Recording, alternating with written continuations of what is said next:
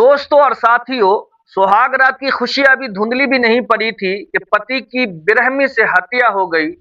जिस पत्नी के आंसू देखकर दुनिया रो पड़ी थी, असल में वही उस खौफनाक साजिश की मास्टरमाइंड थी।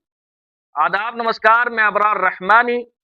आज की जो सच्ची घटना मैं आपको सुनाने जा रहा हूँ, ये सच्ची घटना है बिहार के गया जिला की। बिहार के गया के सिविल लाइंस थाना क्षेत्र की कहानी है। कहानी की शुरुआत होती है 14 अप्रैल की उस धुंधली सी सुबह से, जब सिविल लाइंस पुलिस के पास एक अनजान फोन आता है। फोन पर दूसरी तरफ से घबराई हुई आवाज कहती है, सर, बाईपास रोड पर झाड़ियों में एक लाश पड़ी हुई है। सूचना मिलते ही पुलिस तुरंत मौके पर पहुंचती है और उस खून से लथपथ बॉडी को अपने कब्जे में ले लेती है।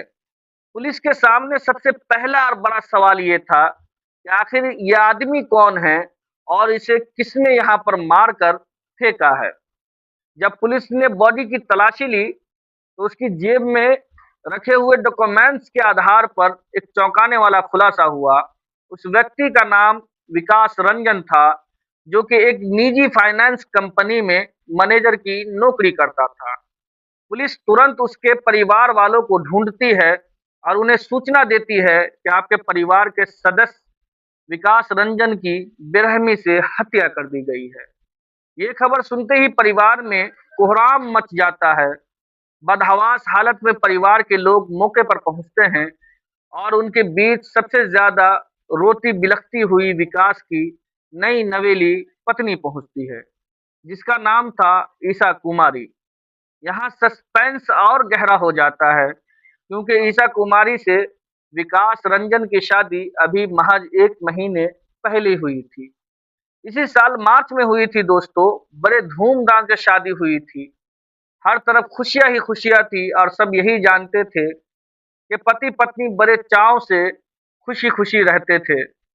पति की इस अचानक मौत की सूचना मिलते ही पत्नी ईशा कुमारी का रो रो कर बुरा हाल हो जाता है। उसकी चीखें सुनकर वहां खड़े हर व्यक्ति का कलेजा कांप रहा था।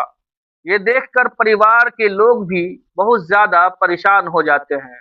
आखिरकार इस अंधे कत्ल की गुत्थी को सुलझाने के लिए विकास के बड़े भाई अमित कुमार ने अज्ञात हथियारों के विरुद्ध मुकदमा दर्ज कराया और पुलिस इस अंधेरे मामले की जांच पड़ताल में पूरी ताकत से जुट जाती है। 14 अप्रैल की वो पूरी शाम गुजर जाती है, रात ढल जाती है, लेकिन पुलिस के हाथ पूरी तरह से खाली थे। इस खौफनाक घटना के संबंध में एक भी ऐसा सुराग नहीं मिल रहा था, जिसके आधार पर पुलिस जांच को 1 इंच भी आगे बढ़ा सके। पुलिस हर एंगल से सोच रही थी। परिवार वालों से बंद कमरे में पूछताछ की जाती है, अलग-अलग रिश्तेदारों से बातचीत की जाती है और पूछा जाता है कि क्या विकास रंजन की किसी से कोई पर्सनली दुश्मनी तो नहीं थी, कोई पुराना विवाद तो नहीं था। लेकिन दुश्मनी के एंगल पर भी पुलिस को हर तरफ से जवाब मिलता है ना का। हार मानकर पुलिस की एक टीम उस फाइनेंस कंपनी पहुंचती है जहां विकास काम करता था। वहां जाकर वहां पर जो काम करने वाले लोग होते हैं, अलग-अलग लोगों से पूछताछ की जाती है कि विकास रंजन कैसा आदमी था, उसका व्यवहार कैसा था। तो वहां से जो फीडबैक मिला, वहां से जो जवाब मिला दोस्तों, उसने पुलिस को और ज्यादा उलझा दिया। पता चला कि विकास बहुत ही मिलनसार आदमी था, बहुत ज़्यादा ही ईमानदार आदमी था। दफ्तर में सब उसे बहुत पसंद करते थे। अब पुलिस के लिए एक केस एक अजूबा बन चुका था, एक पहेली बन चुका था। जो आदमी इतना ईमानदार है, सबकी इज़्ज़त करता है, मिलनसार भी है, उसकी किसी ने क्या दुश्मनी हो सकती है? और किसी ने उसे इतनी बेरहमी से मौत का घाट उतार दिया। पुलिस इस मामले की जांच पड़ताल में दिन-रात जुटी रहती है। घंटे दर घंटे गुजरते चले जाते हैं। इस बीच पुलिस के हाथ में पोस्टमार्टम रिपोर्ट आती है, जो इस केस का पहला बड़ा सस्पेंस खोलती है। पोस्टमार्टम रिपोर्ट से खुलासा होता है कि किसी शातिर बदमाश ने विकास को बेहद करीब से गोली मारी थी और एक ही गोली सीधे शरीर के आर-पार होने से उसकी मौके पर ही मौत हो गई थी। अब पुलिस इस मामले की गहराई से डिजिटल और टेक्निकल पड़ताल में जुट जाती है। जब विकास के मोबाइल का कॉल रिकॉर्ड खंगालती है, तो एक बहुत बड़ा सुराग हाथ लगा। पता चला कि कत्ल से ठीक 1 दिन पहले, यानी 13 अप्रैल की दोपहर में एक अनजान नंबर से विकास रंजन को एक फ़ोन आया था। पुलिस ने जब उस अनजान नंबर की कुंडली निकाली, तो जानकारी मिली कि वो नंबर भागलपुर के रहने वाले सौरभ मल्होत्रा का है। पुलिस को लगा कि कातिल मिल गया, लेकिन जैसे ही पुलिस सौरभ की तलाश में जुटती है, वो पुलिस के हत्थे नहीं चढ़ता। वो अपना ठिकाना बदल-बदल कर इधर-उधर भाग रहा था। सौरभ का ये भागना पुलिस के शक को यकीन में बदल देता है। इसके बाद पुलिस जो है सौरभ मल्होत्रा के फ़ोन की सीडीआर कॉल डिटेल्स निकलवाती है, और दोस्तों, जैसे ही वो सीडीआर पुलिस के कंप्यूटर स्क्रीन पर आती है, उसे देखकर खुद पुलिस अधिकारियों के होश उड़ जाते हैं। उसमें एक ऐसा चौंकाने वाला खुलासा होता है, जिसने पूरे केस का रुख ही पलट दिया।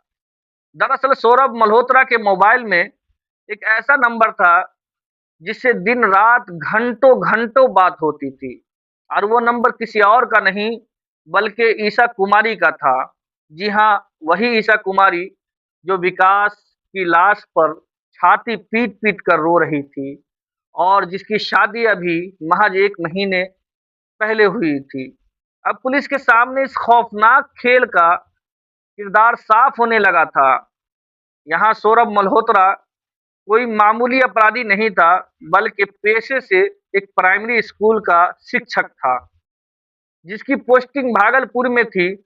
और ईशा कुमारी, जो कि विकास रंजन की बीवी थी, वो भी कोई अनपढ़ नहीं, बल्कि खुद प्राइमरी स्कूल की टीचर थी, जिसकी पोस्टिंग नवादा में थी।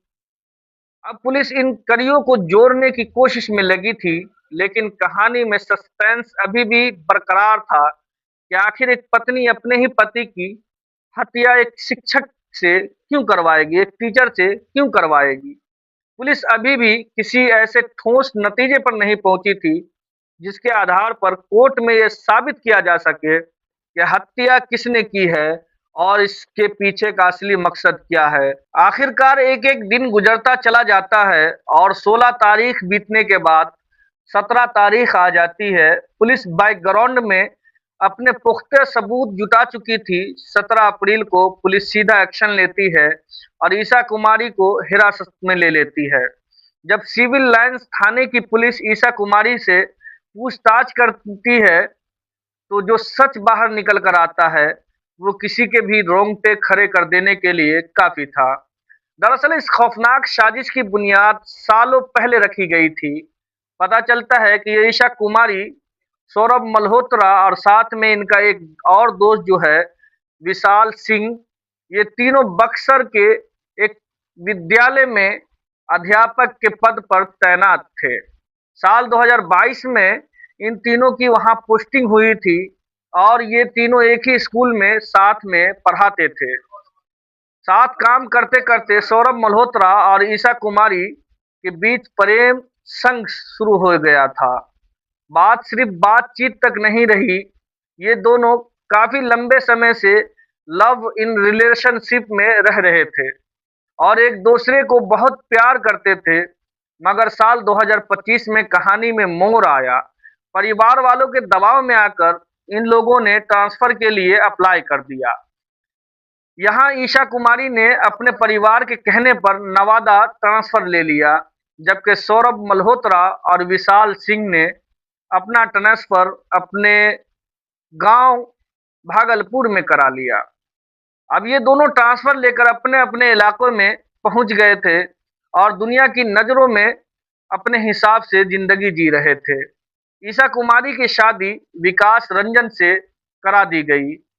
वो विकास के साथ रहने लगी और अपनी नवादा वाली नौकरी भी करती रही। मगर पुलिस की पूछताछ में ईशा ने जो बताया, उसने सबको हैरान कर दिया। ईशा ने बताया कि वो अपने पति विकास रंजन को रत्ती भर भी पसंद नहीं करती थी। उससे प्यार नहीं था, उससे मोहब्बत नहीं थी। वो उसे अपनी जिंदगी का सबसे बड़ा रोड़ा मानती थी। और सबसे हैरान करने वाली बात ये थी कि शादी के बाद भी अपने पति के साथ बिताए हर एक पल की जानकारी अपने पुराने दोस्त विशाल से फ़ोन पर बता दिया करती थी। विशाल से ये सारी बातें आगे सौरभ मल्होत्रा को बता देता था कि आज ईशा का फ़ोन आया था, ईशा ने विकास के बारे में ये बताया है, ईशा ने ऐसा कहा है। ईशा हर एक छोटी-बड़ी बातें शेयर करती थी, लेकिन विकास कितना बदनसीब था कि ईशा ने कभी अपने पति को यह एहसास तक नहीं होने दिया कि वो उसे पसंद नहीं करती है, बल्कि वो तो उसके खून की प्यासी बनी बैठी थी। और यहीं से इन तीनों पढ़े-लिखे शिक्षकों ने मिलकर विकास को इस दुनिया से हटाने की एक बेहद शातिर मर्डर प्लान तैयार किया। पुलिस की पूछताछ में ईशा कुमारी ने रोते हुए स्वीकार करती है, कबूलती है कि उसकी योजना के मुताबिक उसका प्रेमी सौरभ मल्होत्रा और उसका दोस्त विशाल सिंह जो है, दोनों अपनी एक एसयूवी गाड़ी लेकर भागलपुर से गया था सिविल लाइन्स थाना क्षेत्र में पहुंचते हैं। वहां जाकर विकास रंजन को फोन मिलाते हैं। वो अपनी पहचान छुपाकर विकास से कहते हैं, हम एक बहुत बड़ी दवाई कंपनी से बात कर रहे हैं और हमारे पास दवाइयों की एक बहुत बड़ी प्रोजेक्ट है। आप इस प्रोजेक्ट को हमारे साथ मिलकर संभालते हैं तो आपको बहुत ज़्यादा इनकम होगी, बहुत ज़्यादा कमाई होगी। विकास को जो एक सीधा-साधा और अपनी नौकरी के प्रति वफ़ादार इंसान था, इस झांसे में आ जाता है। वो खुश हो जाता है और 13 अप्रैल को उनसे मिलने का वादा कर लेता है। 13 अप्रैल की शाम लगभग 3 या 4 बजे के आसपास का वक़्त था। विकास को सिविल लाइन्स इलाके में वो एसयूवी गाड़ी दिखाई देती है और वो बिना किसी शक के उनकी गाड़ी में बैठ जाता है। मौत की उस गाड़ी में आगे की ड्राइविंग सीट पर सौरभ मल्होत्रा बैठा हुआ था, पीछे वाली सीट पर विशाल सिंह बैठा हुआ था और बगल वाली सीट पर बेफ़िक्र होकर विकास रंजन बैठा हुआ था, बेखबर था। गाड़ी आगे बढ़ती है, इसी बीच जैसे ही विकास रंजन अपने मोबाइल पर उस दवाई कंपनी के प्रोजेक्ट के कुछ डिटेल्स चेक करने लगते हैं, कुछ जानकारियाँ जुटाने में लग जाते हैं, ठीक इसी का फ़ायदा उठाकर सौरभ मल्होत्रा उसे सँभलने या समझने का 1 सेकंड का मौका भी नहीं देता और पास से सीधे उसके ऊपर गोली चला देता है। गोली चलाते ही विकास की घटनास्थल पर ही तड़प-तड़प कर मौत हो जाती है। इसके बाद ये दोनों शातिर कातिल उसकी लाश को गया के बाईपास रोड पर झाड़ियों में फेंक देता है। लेकिन यहाँ कुदरत अपना खेल खेलती है। लाश फेंकने के बाद वो दोनों इतनी ज़्यादा हड़बड़ी और घबराहट में थे कि उनके हाथ-पाँव फूल गए थे। लाश ठिकाने लगाकर गाड़ी लेकर जैसे ही वो भाग रहे थे, उनकी गाड़ी मुश्किल से 700-800 मीटर के दूरी पर ही पहुंची होगी कि अचानक तेज रफ्तार के कारण उसकी एसयूवी गाड़ी का भयानक एक्सीडेंट हो जाता है और गाड़ी बुरी तरह से खराब हो जाती है। पकड़े जाने के डर से वो दोनों उस गाड़ी को वहीं लावारिस हालत में बीच सड़क पर छोड़कर पैदल ही वहां से भाग निकलते हैं। पुलिस को वो दोनों बाद में यानी 18 अप्रैल को गिरफ्तार करने में कामयाबी मिलती है। हालांकि पुलिस को एक्सीडेंट हुए उस लावारिस गाड़ी के बारे में जानकारी तो पहले ही मिल गई थी, लेकिन शुरुआत में पुलिस इस मर्डर केस से उस गाड़ी को कनेक्ट नहीं कर पा रही थी। मगर जब पुलिस ने मोबाइल की सीडीआर निकलवाई, लोकेशन ट्रेस किया और साथ में जब इस लावारिस कार के मालिक का पता लगाया, तब जाकर पुलिस के सामने सस्पेंस की सारी कड़ियाँ आपस में शीशे की तरह साफ जुड़ती नजर आ गई। इसे पूरी तरह साबित हो गया कि इन तीनों ही प्राइमरी के शिक्षक ने मिलकर विकास रंजन की इतनी खौफनाक हत्या की थी। दोस्तों, सचमुच जब समाज का सबसे पढ़ा-लिखा और आदरणीय तबका इस तरह का क्राइम को अंजाम देता है, तो रूह काँप जाती है और बहुत तकलीफ होती है जबकि भारत का संविधान हमें स्वतंत्र रूप से जीने की आज़ादी देता है। जब वो पहले ही बक्सर के एक विद्यालय में था, तो वहाँ से ट्रांसफ़र लेने की शायद कोई ज़रूरत थी ही नहीं। अगर ये लड़की इस लड़के से यानी सौरभ मल्होत्रा से शादी करना चाहती थी, तो इसे हिम्मत जुटाकर अपने पिता से साफ-साफ बात करनी चाहिए थी। उधर सौरभ मल्होत्रा को भी अगर ईशा कुमारी से शादी करनी थी, तो उसे अपने परिवार से बातचीत करनी चाहिए थी, मगर इन लोगों ने परिवार वालों से बातचीत ना करके और साथ ही अगर विकास से भी एक बार बैठकर बात की होती, क्योंकि विकास एक बेहद समझदार और ईमानदार व्यक्ति था। ईशा कुमारी उससे शादी से पहले या बाद में प्यार से बात करती, तो हो सकता है विकास भी ईशा कुमारी की खुशी के लिए उसकी बात मान जाता, उसे तलाक दे देता और वो इन दोनों को यानी सौरभ मल्होत्रा और ईशा कुमारी के साथ रहने की इजाज़त दे देता। मगर इस एक खौफ़नाक और जल्दबाज़ी में उठाए गए कदम से न केवल बेकसूर विकास रंजन की ज़िंदगी हमेशा-हमेशा के लिए ख़त्म हो गई, बल्कि ईशा कुमारी, विशाल और सौरभ मल्होत्रा जैसे पढ़े-लिखे शिक्षक की ज़िंदगी भी जेल के सलाखों के पीछे चली गई। शायद इस भयानक वाक़ये को वो लोग अपनी ज़िंदगी में कभी भी नहीं भुला पाएँगे। भविष्य में वो कभी जेल से छूटकर साथ रहने की कोशिश भी करेंगे, तो विकास का वो खून उनके सपने में आकर उन्हें सुकून से कभी जीने नहीं देगा। तो दोस्तों, इस कहानी को सुनाने का उद्देश्य किसी को परेशान करना नहीं है, किसी का दिल दुखाना नहीं है, बल्कि आपको सचेत करना है, समाज में आपको जागरूक करना है कि गुमराह होकर कभी भी कोई गलत कदम ना उठाएँ। आप जहाँ भी रहें, अपना ख़्याल रखें, सुरक्षित रहें। जय हिंद, जय भारत।